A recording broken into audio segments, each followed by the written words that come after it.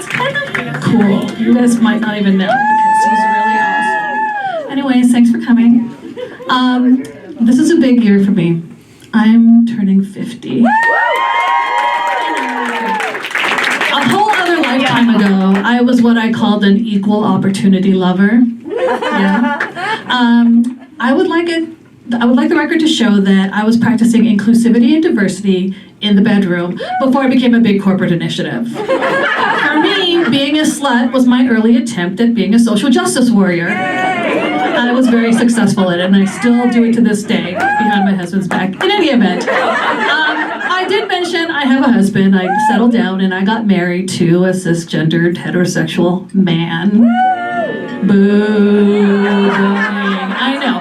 And to complicate things even further, I found out after we got married that my husband is a racist. I know. I go to work every day and he immediately logs onto the internet and on Twitter and on Facebook and all these biased news sites, and he's just validating his hatred and feeding his racism, and I 100% support it because my husband hates white people.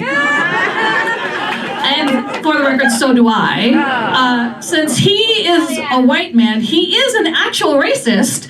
And since I'm Filipino, I'm just a bigot. So don't worry, I have in no power to oppress you or compromise your livelihoods. Some could say that I am powerless.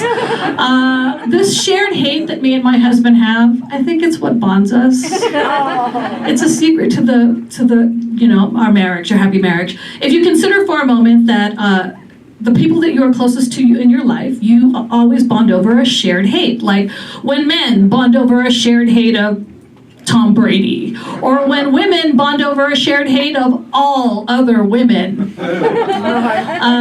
Well, I think that you all should try a little hate in your marriages. You might like it.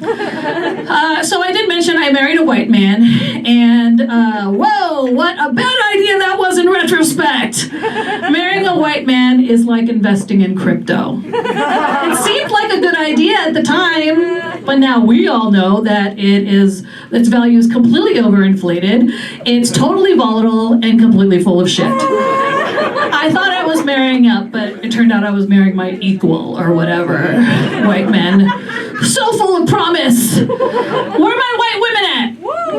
Yeah, white women in the house. This is not a safe space for you either.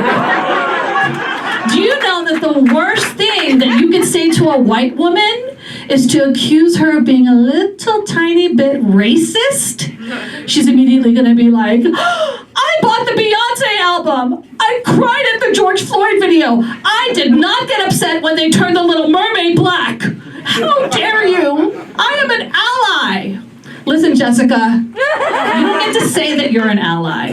You get to have that title bestowed upon you by an actual person of color, and even then, you cannot say that you are one. It's like being a great parent. You can aspire to be a great parent. Somebody can tell you that you're a great parent. But the moment that you're like, I nailed it, I'm a great parent, you better start saving up for your child's therapy because they're gonna need it. Recently, the internet found out that there is a frequency that young people can hear that older people cannot hear. And I want to be like, hello, internet, this is nothing new. Women's voices have been at a frequency men cannot hear for generations. Okay?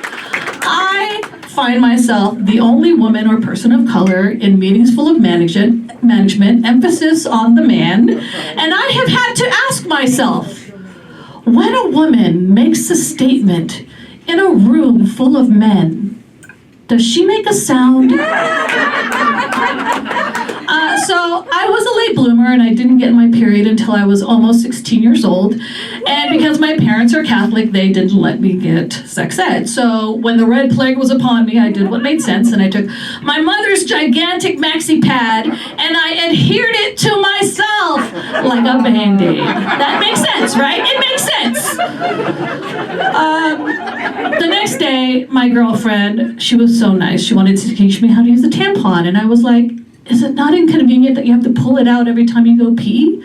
And she was like, oh honey, you have 2 holes down there. You put tampons in your butt? What? This is probably the cause cause of all the fertility issues me and my husband had, all of the anal sex, but don't worry, we ended up having our little bud baby and our family is complete. And as parents, we know that we cannot just say anything to our kids because they will take it on into their adulthood. Like you cannot tell little girls, that boy hit you because he likes you.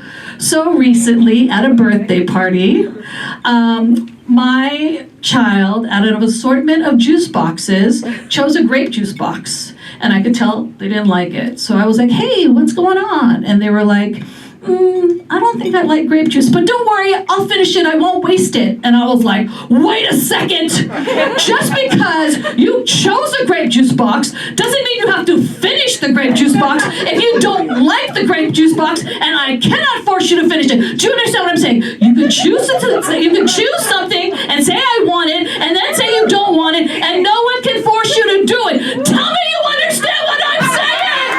And she was like, I understand what you're saying, I understand what you're saying. And I grabbed her grape juice box and I crushed it in my hand. I threw it on the ground and I said, I nailed it. What a great parent. All right, before I leave, I want to take a picture of all you beautiful people because there's so many people in the audience that I love so much. Thank you so much for being here for my first time.